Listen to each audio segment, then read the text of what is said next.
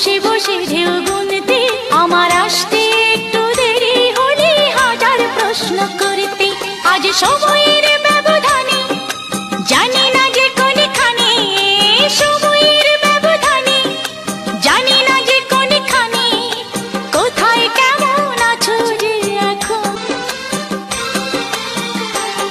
তুমি জলের বুকে পাথর কুঁড়ে বসে বসে ঢেউ গুনতে, আমার আসতে একটু দেরি হলে হাজার প্রশ্ন করতে। আজ সময়ের